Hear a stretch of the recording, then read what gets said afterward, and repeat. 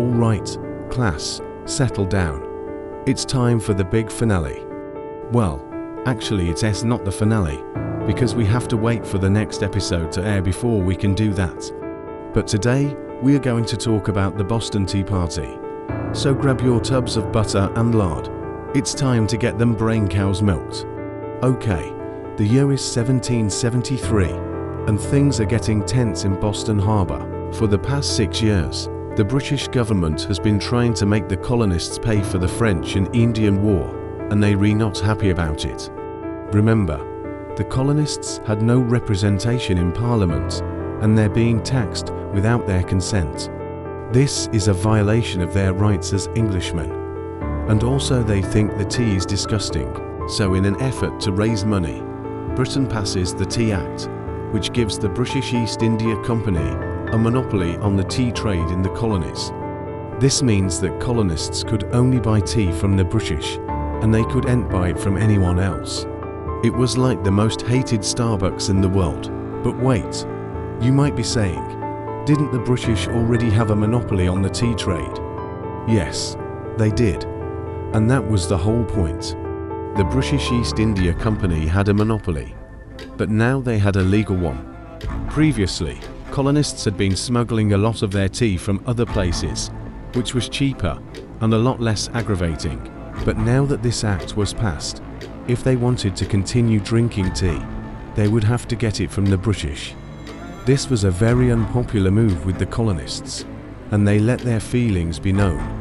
On December 16, 1773, 3 ships carrying tea from the British East India Company arrived in Boston Harbor.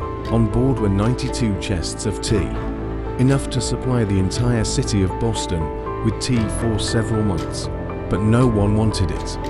See, the colonists had organized a boycott of British goods, and they weren't about to break it for tea, especially since they knew there was an alternative. They could just not drink tea for a while, or they could switch to coffee. That was pretty popular at the time. Also, there was this herbal concoction known as, well, I don't know what it was called, but it came in a box with a picture of a woman on it. And you could steep it in hot water. And some people said it tasted a lot like tea.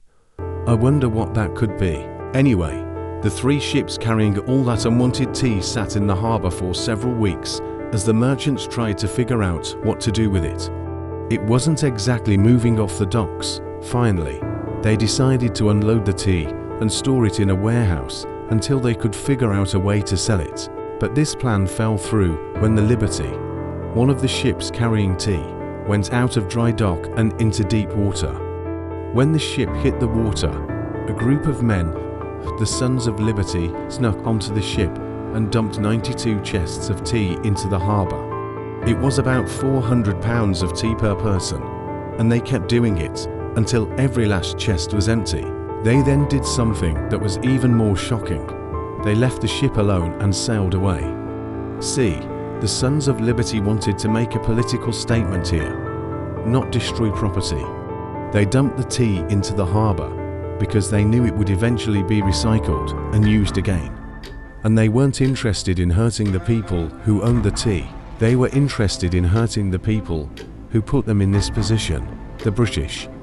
What they wanted was revenge, and they got it. The British responded to the Boston Tea Party by closing the port of Boston until the people responsible were found and punished. This caused the colonists to stockpile food and supplies in case the British tried to seize them. And when the British did try to seize the supplies, the colonists fought back. The result was the Battle of Bunker Hill, which took place on June 17, 1775. And that's why we celebrate the Boston Tea Party today. No, we don't really. It's actually a huge state holiday in Massachusetts. You know what else is a state holiday? Wait, never mind. There's no other holidays. This is the last one. We've reached the end of the semester. All right, class dismissed.